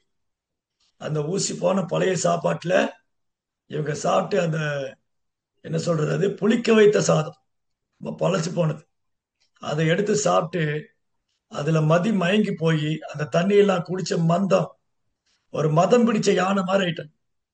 யானைக்கு மதம் பிடிச்சா நிக்குமா, அது மாதிரி மதம் பிடிச்ச யானை மாதிரி ஆகி அந்த பிரபாஷ சமுத்திரத்தில் இருக்கிற அந்த கரும்பு ராடை எடுத்து, அந்த இரும்பு ராடு எடுத்து ஒருத்தர் அடிச்சு மண்டையை உடைச்சு அங்க கிருஷ்ணரும் பலராமரும் உட்கார்ந்து இருந்தா அவங்க கிட்ட போய் இவங்கதான் எல்லாத்துக்கும் காரணம், இவங்கள சும்மா விடக்கூடாது. பலராமன் கிருஷ்ணரை தாக்க போக 2 பேரும் கையோடு கை சேர்த்து கொண்டு இணைந்து ஒட்டுமொத்த யதுவம்சத்தையும் அடிச்சு உதச்சு தள்ளணும். எல்லாம் மண்டை உடைஞ்சு, கை உடைஞ்சு, கால் உடைஞ்சு, கடைசியில அந்த வம்சமே இல்லாம போயிடுது. ஆஹ் So இந்த ஒரு லீலையில பகவான் நமக்கு ஒரு அழகான பாடம் கத்துக் கொடுக்கிறார். இந்த ஒரு லீலையில பகவான் நமக்கு கத்துக் கொடுக்கிற பாடம் என்னன்னா, இந்த யதுக்கள் எல்லாமே பகவானுடைய சேவைக்காக இந்த பூமியில தோன்றினவங்க. இவங்களை பகவான் திரும்பி அழைச்சிட்டு போறாரு. ஆனா அப்படி அழைச்சிட்டு போகும்போது அது மூலமா நமக்கு ஒரு பாடம் கொடுக்கணும். நமக்கு ஒரு லைஃபுக்கு ரொம்ப இம்பார்ட்டன்ட் லெசன், நம்ம வாழ்க்கைக்கு ரொம்ப முக்கியமான பாடம் என்னன்னா, தன் சொந்த வம்சத்தினர், தன் சொந்த உறவினர் ஆனாலும், தனது சொந்த வம்சத்தினர் தன் சொந்த உறவினர் ஆனாலும் பிராமணருக்கும் வைஷ்ணவருக்கும் அபராதம் செஞ்சா பகவான் மன்னிக்க மாட்டார். யாராவது பிராமணர், பிராமணர் சும்மா பேரளவான பிராமணர் இல்ல, பிராமண கொள்கையை பின்பற்றுபவர், பகவானுடைய பக்தர், பகவானுக்கு சேவை செய்பவர், இந்த பிராமணர் வைஷ்ணவர், அவங்களுக்கு யாராவது உண்மையான பிராமணருக்கு வைஷ்ணவருக்கு யாராவது அபராதம் பண்ணா, குற்றம் விளைவித்தால், தன் சொந்த குடும்ப அங்கத்தினரானாலும் பகவான் மன்னிக்க மாட்டாரு. தண்டனை உறுதி, தண்டனை கன்ஃபார்ம். அதனால இந்த ஒரு லீலையில இந்த எதுக்கெல்லாம் கர்வம் கொண்டு பிராமணருக்கு குற்றம் செய்ய பகவான் அப்படியே பேசாம விட்டுட்டார். அதுக்கப்புறம் இந்த மாதிரி எல்லாம் சண்டை போட்டு ஒருத்தர் அடிச்சு இறந்து போய் அந்த உடலை விட்டு அவங்க திரும்பியும் தன்னுடைய இடத்துக்கு போனாங்க. ம். ரொம்ப எச்சரிக்கையாக இருக்க வேண்டும். பிராமணருக்கும் வைஷ்ணவருக்கும் ஒருபோதும் குற்றம் செய்யக்கூடாது. அப்போ இன்னைக்கு படித்த ஸ்லோகம், அதாவது ஸ்ரீமத் பாகவதத்துல முதலாவது ஸ்கந்தம் 15ஆம் அத்தியாயத்துல 18ல இருந்து 23 ஸ்லோகம் வரைக்கும் அர்ஜுனுடைய ஃபீலிங், பகவான் கிருஷ்ணனுடைய பிரிவு, பகவானை பிரிஞ்சு அவருடைய மறைவு தாங்க முடியாம அர்ஜுனன் எப்படி ஃபீல் பண்ணாரு. இது 5000 வருஷத்துக்கு முன்னாடி நடந்தது.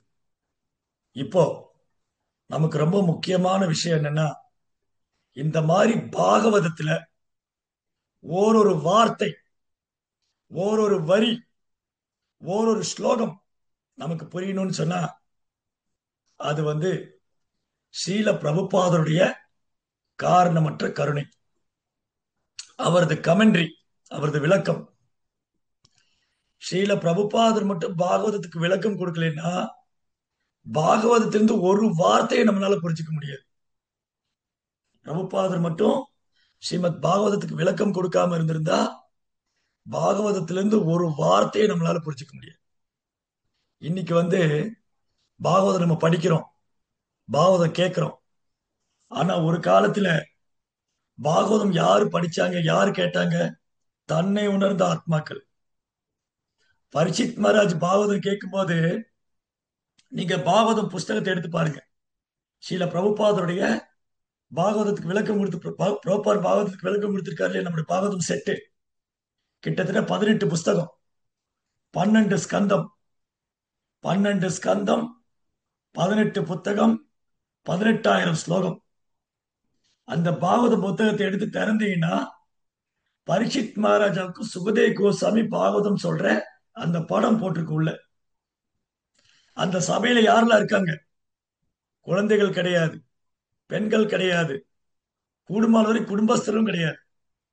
தன்னை உணர்ந்த ஆத்மாக்கள், பரமஹம்சர்கள், நாரதர், வியாசர், முனிவர்கள், தபஸ்விகள், யோகிகள், மகா பாகவதர்கள், பக்தர்கள்லாம்.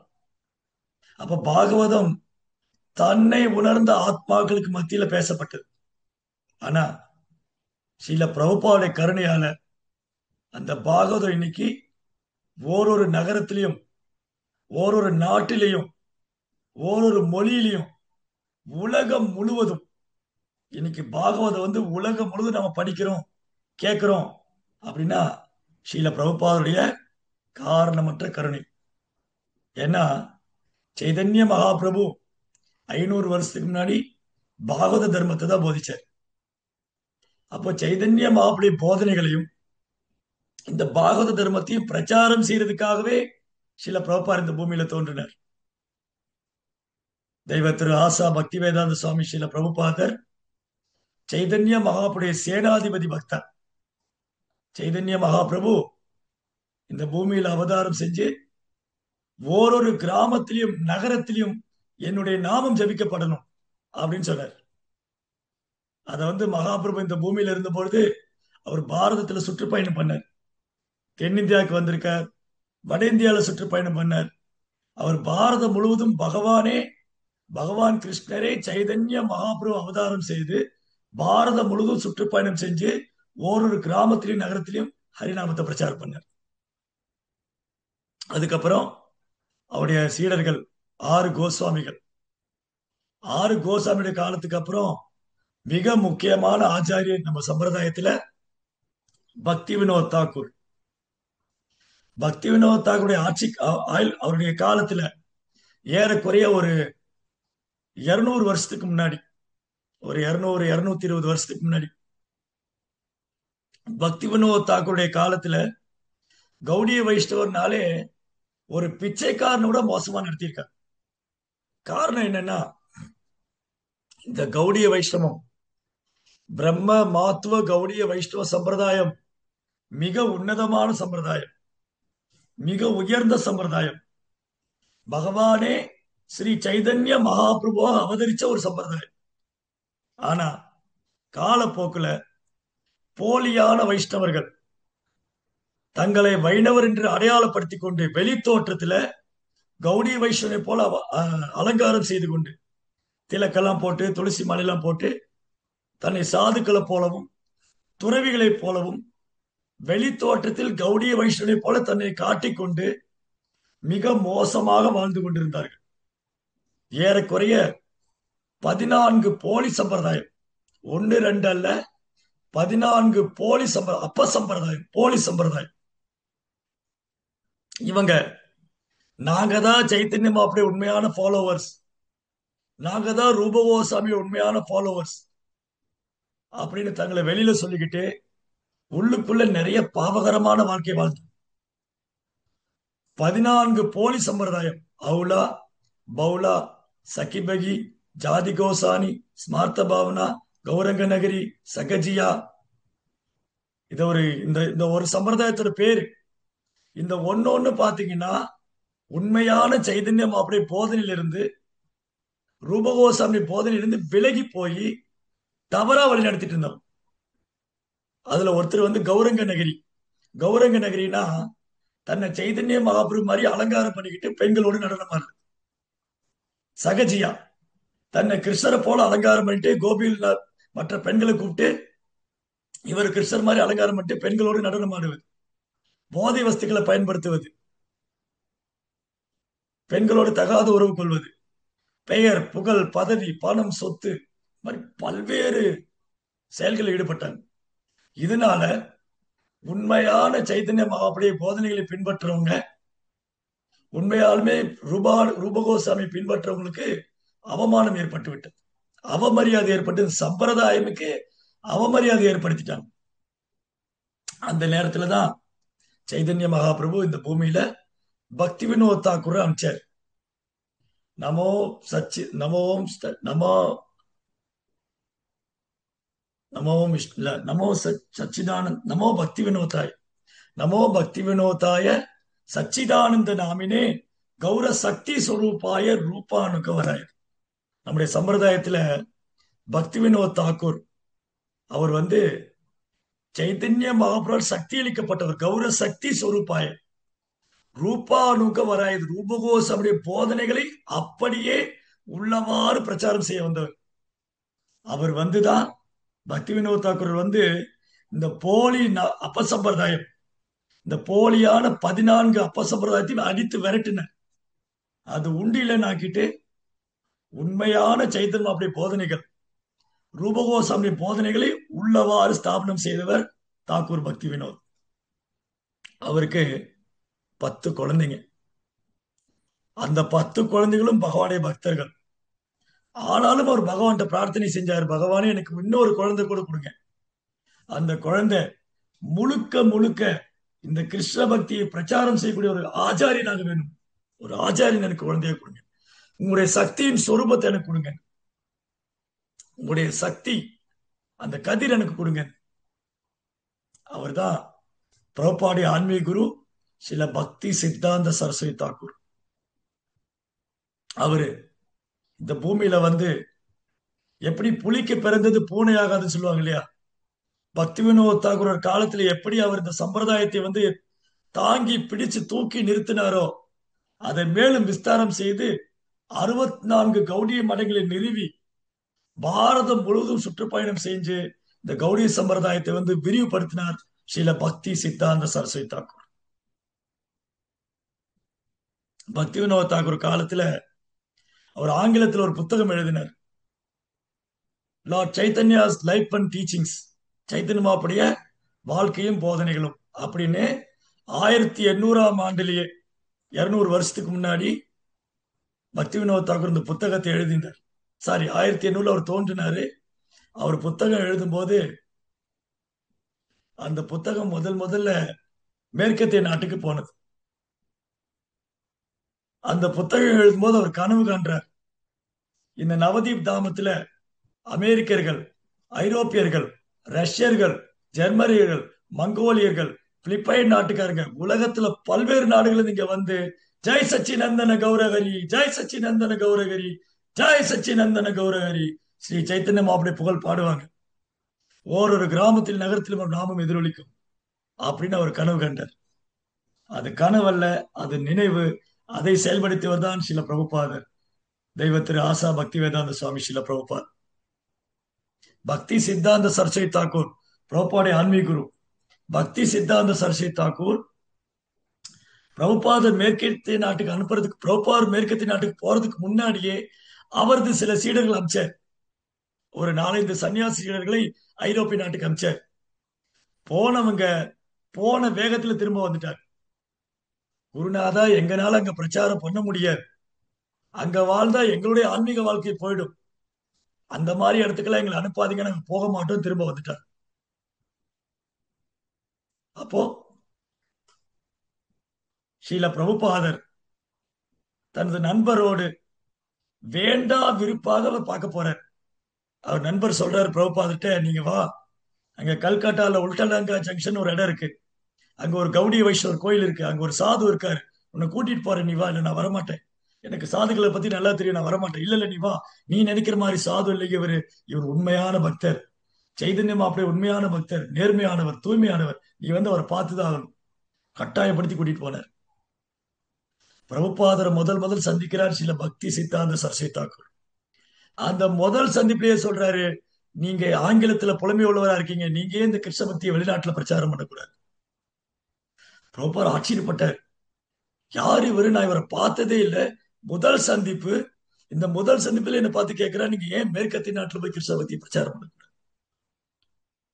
அப்படின்னா இந்த குரு சீட பந்தம்ங்கிறது, குரு சிஷ்ய பந்தம்ங்கிறது இந்த பிரிவில் அல்ல, இது எதார்ச்சியா நடப்பதல்ல, இது பகவானுடைய சங்கல்பத்தினால் நிகழ்வது.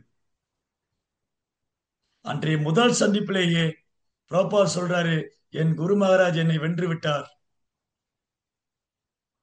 அதுக்கப்புறம் தன் குருவுடைய கனவை நினைவாக்குவதற்காக அவர் சில வருடங்களை எடுத்துக்கொண்டார். ஏன்னா அப்ப ஒரு குடும்பஸ்தரா இருந்தார். அப்ப சில பிரபுபாதர் வந்து குடும்பஸ்தரா இருந்தார். தன் வாழ்க்கையில 2 முறையோ 3 முறையோ தான் அவர் குருவை சந்திச்சிருப்பார். எப்பெல்லாம் சில பிரபுபாதர் சில பக்தி சித்தாந்த சரஸ்வதி தாக்கூரை சந்திக்கிறாரோ அப்பெல்லாம் அவர் சொல்லுவாரு, உன் கையில பணம் வந்தா, காசு இருந்தா புக்கு பிரிண்ட் பண்ணி விநியோகம் பண்ணு, புத்தகத்தை அச்சிட்டு விநியோகம் பண்ணு. பிரபுபாதர் மேல ஒரு தனி அன்பு இருந்து.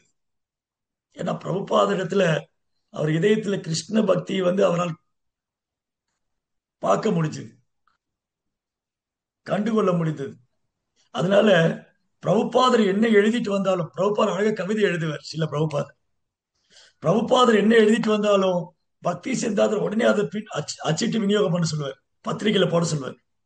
அபய் பாபு என்ன எழுதிட்டு வந்தாலும் யோசிக்க வேண்டாம், அதை பிரிண்ட் பண்ணி கொண்டுருவார். ஏன்னா அவருக்கு தெரியும், அவர் அந்த பிரபுபாதருடைய அந்த மனோபாவம், அவருடைய பக்தி. 2வது முறை சில பிரபுபாதர் வந்து அவர் குருவை சந்திக்கிறார் ராதா குண்டத்துல வச்சு, விருந்தாவன்ல. ராதா குண்டம் புனிதமான ஸ்தலத்தெல்லாம் புனிதமான. அங்க பக்தி சித்தாந்த மகாராஜ் சொல்றாரு, ஓ அபய், உன் கையில எப்பெல்லாம் பணம் வருதோ நீ புத்தகத்தை அச்சிட்டு விநியோகம் பண்ணணும். அப்ப ப்ரோப்பா இருக்க எனக்கு ஏதாவது உங்களுடைய உபதேசம் ஏதாவது இருக்கா? திரும்பி அதை தான் சொல்றாரு. உனக்கு எப்பெல்லாம் பணம் வருதோ அப்ப நீ புத்தகத்தை அச்சிட்டு விநியோகம் பண்ணும். மேற்கத்திய நாட்டில் கிருஷ்ண பக்தியை பிரச்சாரம் பண்ணு. ரெண்டு இன்ஸ்ட்ரக்ஷன். மேற்கத்திய நாட்டில் போய் கிருஷ்ண பக்தியை பிரச்சாரம் பண்ணணும். உன் கையில எப்பெல்லாம் பணம் வருதோ புத்தகத்தை அச்சிட்டு விநியோகம் பண்ணு. இந்த ரெண்டையும் தன் வாழ்க்கையினுடைய குருவுடைய கட்டளையை சிறமேற்கொண்டு ஏற்றுக்கொண்டார். அப்போ அவருக்கு பிரபுபாதருக்கு அலகாபாத்ல ஒரு பார்மசிட்டி, அதுக்கப்புறம் டெல்லியில ஒண்ணு, கொல்கட்டால ஒண்ணு, இந்த மாதிரி 4 3 இடங்கள்ல ஒரு வியாபாரம் பண்ணிட்டு இருக்காரு. அப்போ அலகாபாத்ல கௌடி மடம் தொடங்குறாங்க. அப்ப பிரபுபார் அபய் பாபுவை சந்திக்க வராங்க. அபய் பாபு பிரபுபாவுடைய பேர். அபய சரணாரவிந்த, அபய் சரண். அதுக்கப்புறம் அபய சரணாரவிந்த பக்தி வேதாந்த சுவாமி ஷீல பிரபுபாத். அப்போ தன்னுடைய ஆன்மீக சகோதரருக்கு அப்படி உதவி செய்யறார். பிரசாதங்களை கொண்டு போய் கொடுக்கறது, பிரச்சாரத்துக்கு உதவி செய்வது. அவங்க எல்லாம் அங்க குருமார்கிட்ட சொல்றாங்க, இந்த அபய் பாபு எப்படி உதவி செய்யறாரு, அவர் எப்படி அழகா பிரச்சாரம் பண்றாரு, ரொம்ப அதீத புத்திசாலி அவர். அவரை கோயில்ல சேர சொல்லுங்க, அவர் நம்ம கூட சேர்ந்துக்கிட்டோம். அப்போ பக்தி சாமர் வேண்டாம், அபய் இப்ப வெளியில இருக்கட்டும், அவன் இப்ப கோயில்ல சேர வேண்டாம். ஏன்னா அவருக்கு தெரியும் பிரபுபார் எப்ப என்ன செய்ய போறாரு, அவருக்கு கொடுத்திருக்கிற சேவை என்ன, அது எப்ப நடக்கும், எப்படி நடக்கும், எல்லாம் சில பக்தி சித்தாந்த மாதிரி தெரியும். இப்ப அபய் பாபு சேர வேண்டாம், அவர் வெளியிலே இருக்கட்டும். பிரபுபாதர் தன்னை தயார் செய்து கொண்டார். குருவுடைய மறைவுக்கு அப்புறம் அவர் தொடர்ந்து தன்னுடைய பணிகளையும் செய்து கொண்டு பிரச்சாரத்துக்கு உதவிட்டு இருந்தார். 2 3 முறை அவர் குரு குரு கனவுல சொல்றாரு, அபய் நீ சன்னியாசம் எடுக்கணும், சன்னியாசம் எடுக்கணும், சன்னியாசம் எடுக்கணும். பிரபுபாரும் தள்ளி போட்டுட்டே இருந்தார். ஒரு நாள் திடீர்னு ஒரு வியாபாரம் எல்லாம் நஷ்டமாயி போச்சு. அலகாபாத்ல நடந்த கம்பெனி எல்லாம் திருட்டு போய் வேலை செஞ்சவனே எல்லாம் திருடிட்டு போயிட்டான். இப்படி பிரபுபாவுடைய வியாபாரம் நஷ்டப்பட்டு போனது. ஆன்மீக குரு கனவுல சன்னியாசம் எடுத்துக்கொண்டு சொல்லிக்கொண்டே இருக்கிறார். வீட்டுக்கு வந்தா மனைவி என்ன பண்ணாங்க, பாகவதம் செட்டு, பிரபுபாவுடைய பாகவதம் செட் எடுத்து பழைய பேப்பர் கார்னுக்கு போட்டு டீ வாங்கி குடிச்சிட்டு இருக்க. எப்படி இருக்கும்? பிரபுபார் பார்த்து பாகவதம் தேடுறாரு, பாகவதம் புக்கு காணும். மனைவிட்டு கேட்கிற, நீ பாகவதம் புக்கை பாத்தியா, என்ன நடந்தது, என்ன ஆச்சு? அது வீட்டுல சும்மா இருக்கு, நான் தான் பழைய பேப்பர் கார்னுக்கு போட்டு டீ வாங்கினேன் அப்படி. அப்ப பிரபுபார் கேட்டார், உனக்கு டீ முக்கியமா நான் முக்கியமானார்? அந்த அம்மா விளையாட்டுக்கு எனக்கு டீ தான் முக்கியம்னு சொன்னாங்க. அன்னைக்கு பிரபுபார் சன்னியாசி எடுத்துக்கிட்டு, அன்னைக்கு பிரபுபார் சன்னியாசி எடுத்துட்டு தன் குருவோடைய கட்டளையை நிறைவேற்றுவதற்காக அன்று முதல் அவர் தன் வாழ்க்கையை முழுமையாக ஆன்மீகவுடைய தாமரை திருப்பாதுக்கு அர்ப்பணிச்சார். சன்னியாசத்துக்கு அப்புறம் எங்க போவார்? வீடு கிடையாது, மாற்று துணி கிடையாது, அடுத்த வேளை சாப்பாடு கிடையாது. பெரும் போராட்டம் வாழ்க்கை முழுவதும். நீங்க பிரபுபாவுடைய வாழ்க்கை வரலாறு புத்தகம் இருக்காது, படிச்சீங்கன்னா கண்ணுல கண்ணீர் வரும். அவரே பத்திரிகை எழுதி, அந்த பத்திரிகை அவரே ப்ரூஃப் ரீடிங் பண்ணி, அதை கொண்டு பிரிண்டிங் கொடுத்து, பிரிண்டிங் கொடுத்த பத்திரிகையை வாங்க கையில காசு கிடையாது. அந்த பத்திரிகை வாங்கிட்டு போய் டிஸ்ட்ரிபியூட் பண்ணணும். அதை விநியோகம் பண்ணிட்டு அந்த காசு திரும்ப கொண்டு கொடுப்பாரு பத்திரிகைக்காரருக்கு, அந்த பிரஸ் ஓனருக்கு. அந்த ஓனர் கேட்கிறாரு, சாமிஜி ஏன் இவ்வளவு கஷ்டப்படுறீங்க, உங்களுக்கு வயசாயிடுச்சு, உங்க கூட யாருமே இல்லை, ஏன் இவ்வளவு கஷ்டப்பட்டு இந்த பத்திரிகையை நடத்தணும், அதுக்கு என்ன அவசியம் இருக்கு? உங்க கையில காசும் இல்லை, வயசும் ஆயிடுச்சு, இந்த மெனக்கட்டு உட்கார்ந்து இந்த பத்திரிகையை எழுதி, அதை நீங்களே ப்ரூஃப் ரீடிங் பண்ணி, அதை பிரிண்ட் பண்ணி, அதை தெரு தெருவா கடை கடையா வீதி வீதியா போய் நீங்க விநியோகம் பண்ணணும். பிரபா சொன்னாரு, கோயில்கள் இருக்கு, சீடர்கள் இருக்காங்க, எல்லாம் ஒரு நாள் செயல்படும், வரும், ஒரு நாள் நடக்கும் எல்லாம் அப்படின்னு சொல்லிட்டு போயிட்டே இருந்து. அவ்வளவு வலுவாத நம்பிக்கை ஆன்மீகருடைய கட்டளை, ஆன்மீக குருவுடைய வார்த்தையில அவ்வளவு உறுதியான நம்பிக்கை, பகவானுடைய நாமத்துல வலுவாத நம்பிக்கை, அவ்வளவு தூய்மை, ஜீவராசியினர் அவ்வளவு இரக்கம், கருணை. இங்கிருந்து அமெரிக்கா போகும்போது 2 முறை ஹார்ட் அட்டாக் வந்தது. ஹார்ட் அட்டாக் வந்திருக்கிறவங்களுக்கு தான் தெரியும் அதோட வலியோட வேதனை என்னன்னு. நம்ம எனக்கெல்லாம் சொன்னா கூட புரியாது. ஏன்னா நான் அதை உணர்ந்தது இல்லை. நம்ம யாருமே நம்மள ஒரு சிலர் உணர்ந்திருக்க மாட்டோம். அந்த மாரடைப்பு வந்தவனுக்கு தெரியும் அதோட வலி எப்படின்னு. உயிரே போயிடும். அந்த மாதிரி வலிக்கு அதையும் பொறுத்து கொண்டு உடம்புல பல உபாதைகள், வயோதிகம், அந்த கடல் காத்து ஒத்துக்காம காய்ச்சல், வாந்தி. அவர் போனது சரக்கு கப்பல்ல, சொகுசு கப்பல்ல போல. அமெரிக்கால போய் எந்த பக்கம் போகணும்னு தெரியாது. யாரையுமே தெரியாது. அங்க வரவேற்க சீடர்கள் கிடையாது. சிவப்பு கம்பளம் போட்டு வரவேற்க யாரும் கிடையாது. உதவி செய்ய யாரும் கிடையாது. கையில காசும் கிடையாது. வெறும் 40 ரூபாய். 40 ரூபாய் ஒரு பெட்டியில ஸ்ரீமத் பாகவதம். இவ்வளவுதான். அமெரிக்கால போய் அவ்வளவு சாதாரணமெல்லாம் இந்த இயக்கத்தை தொடங்கிடல. பல கஷ்டங்கள், துன்பங்கள் அவர் சந்திச்சிருக்காரு. குளிரால கஷ்டம், உதவி செய்ய யாரும் இல்ல. கடிதம் போடுறார். அப்ப இருக்கிற பிரைம் மினிஸ்டர் இந்திரா காந்தி கடிதம் போடுறாரு. கொஞ்சம் பணம் அனுப்புங்க, இங்க வந்து கிருஷ்ண பக்திக்கு நல்ல வாய்ப்பு இருக்கு, நிறைய பேர் நம்ம சனாதன தர்மத்தை பின்பற்ற வைக்கலாம். பதிலே இல்லை. தன்னுடைய ஆன்மீக சகோதரர் கடிதம் போடுறாரு. இந்த மாதிரி பிரம்மச்சாரிகளை அனுப்புங்க, உங்க சீடர்களை அனுப்புங்க, இங்க நல்ல பிரச்சாரம் பண்ணலாம், நிறைய வாய்ப்பு இருக்கு. No reply. பதிலே இல்லை. பிரபுபாருக்கு உறுதுணையா இருந்தது அவருடைய குருவோடைய வார்த்தை, பகவானுடைய நாமம், கையில பாகவத புத்தகம். இவ்வளவுதான். அதை மட்டுமே நம்பி இருந்தார். இன்னைக்கு நூத்துக்கணக்கான கோயில்கள், ஆயிரக்கணக்கான சீடர்கள், மாபெரும் இயக்கமா உருவாக்கிட்டு. இதான் அவருடைய தூய்மை, ஜீவராசிகள் மேல அவர் வச்சிருந்த கருணை, அவரது எளிமை, பணிவு, தன்னடக்கம், கர்வமின்மை. ரொம்ப பொறுமையான, ரொம்ப பணிவான. அப்பேற்பட்ட ஆச்சாரியுடைய சம்பிரதாயத்துல நாம பின்பற்றி கொண்டிருப்பது நாம் செஞ்ச பெரும் பாக்கியம். இன்னைக்கு பிரபுபாதர் மாதிரி நமக்கு ஒரு ஆச்சாரி இருக்காரு. அவர் நமக்கு இவ்வளவு விஷயம், இன்னைக்கு நம்ம படிக்கிற ஓரொரு விஷயம், பகவத்கீதை, பாகவதம், கிருஷ்ணர் யாரு, ஆத்மானா என்ன, பரமாத்மா என்ன, பகவான் யாரு, தேவர்கள் யாரு, பிரபஞ்சம் தான் என்ன, ஓரொரு விஷயம், ஓரொரு விஷயம் ஸ்ரீல பிரபுபாதர் நமக்கு சொல்லிக் கொடுத்தது. அவர் புத்தகத்திலும் தெரிந்து கொண்டது.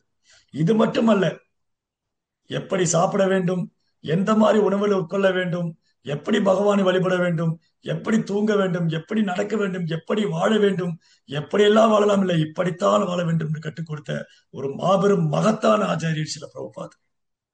இன்னைக்கு அவருடைய மறைவு தினம். அவருடைய கருணையால தான் இன்னைக்கு நம்ம பாகவதம் படிக்க முடியுது, கேட்க முடியுது, பேச முடியுது. இதெல்லாம் நம்ம தூய்மை செய்யக்கூடியது. அந்த தூய்மை செய்யக்கூடிய வழிமுறையை கற்றுக் கொடுத்த அந்த தூய்மையான ஆச்சாரியருக்கு நம்மளுடைய பணிவான வணக்கங்களையும் மரியாதையும் நமஸ்காரத்தையும் தெரியப்படுத்தணும். பிரபுபாருக்கு நம்ம செய்யற பெரிய உதவி என்னன்னா, அவர் நம்ம கிட்ட என்ன விரும்புறாருன்னா, அவர் புத்தகங்களை நாம் விநியோகம் செய்யும். நம்ம யாரை பார்க்கிறோமோ, கல்யாண வீட்டுக்கு போகலாம், சொந்தக்காரங்க வீட்டுக்கு போகலாம், அப்புறம் வந்து ஏதாவது கிரகப்பிரவேசம், ஏதோ ஒரு ஃபங்க்ஷன், ஆபீஸ்ல ஒர்க் பண்றவங்க, ஸ்கூல்ல ஒர்க் படிக்கிறவங்க, எங்க போனாலும் யாரை பார்த்தாலும் சின்ன சின்ன புக்கு கையில், பிரபுபாடி சின்ன புக்கு, 10 பக்கம் 20 பக்கம் தான் இருக்கும். மூர்த்தி சிறிது, கீர்த்தி பெருசு. புக்கு சின்னது, உள்ள இருக்கிற விஷயம் வந்து ஆட்டம் பாம் மாதிரி. அது உள்ளுக்குள்ள போய் வெடிச்சு சிதறி அந்த மனிதனை தூய்மை செய்து விடும். இதை நம்ம கண் கூட உணரலாம். அதனால பிரபுபார் புத்தகத்தை விநியோகம் செய்வது பிரபுபாதரே ஒருத்தருக்கு நம்ம கொடுக்குற மாதிரி. ஏன்னா அவர் புத்தகத்தில் அவர் வாழ்ந்து கொண்டிருக்கிறார். பிரபுபார் வந்து அவர் புத்தகத்துல வாழ்ந்துட்டு இருக்காரு. அவர் புத்தகத்தை விநியோகம் செய்வது அவரே நம்ம கொடுக்குற மாதிரி, அவரே நம்ம கொடுக்குற மாதிரி. அதனால இதுதான் நம்ம பிரபுபாருக்கு செய்யற பெரிய பரோபகாரம், பெரிய உபகாரம். 4 பேருக்கு பிரபுபாடி புத்தகத்தை விநியோகம் செய்யணும், 4 பேரை புரோபாட்டு கொண்டு வந்து விட்டுரும். ஏன்னா நமக்கு பிரச்சாரம் பண்ண தெரியாது, நமக்கு பிரச்சாரம் பண்ண தகுதியும் கிடையாது. நமக்கு என்ன தகுதி இருக்கு? நம்ம என்ன தூய்மையான ஆத்மாவா, ஆன்மீக உலகத்திலிருந்து வந்தவங்களா? நாமளே தூய்மையாக முயற்சி பண்ணிட்டு இருக்கோம். அப்ப நம்ம என்ன பண்ணலாம்? ஒரு 4 பேரை கூட்டிட்டு வந்து, இவர்தான் பிரபுபாதர், இவருடைய பாதங்களை சரணடைங்க, இவர் புத்தகத்தை படிங்க, உங்க வாழ்க்கையில பெரும் மாற்றம் ஏற்படும். நீங்க இந்த உலகத்துல ஆனந்தமா வாழலாம், வாழும்போது சந்தோஷமா இருக்கலாம், இந்த உடலை விட்டாலும் பகவான் போயிடலாம். புரோபாடைய தாமரை பாதங்களை பிடித்துக் கொள்ளுங்கள் என்று நாம் கெஞ்சி கூத்தாடி அவங்களை கோயிலுக்கு கொண்டு புரோபாட்டை விட்டுறணும். மீதி புரோபார் பார்த்துக்குவார். 2 விஷயம் பண்ணணும். புரோபார் புத்தகத்தை கொடுக்கணும், அவங்களுக்கு கொண்டு வந்து புரோபார்ட்ட விட்டுறணும். மீதி அவர் பார்த்துக்குவார். இது மட்டும்தான் நம்ம வேலை. இதை செய்தோமே ஆனால் நாம் புரோபாருக்கு பெரிய நன்றி கடன் செய்ததா அர்த்தம். ஹரே கிருஷ்ணா. ஜெய் ஸ்ரீல புரோபாத் கி. ஓகே.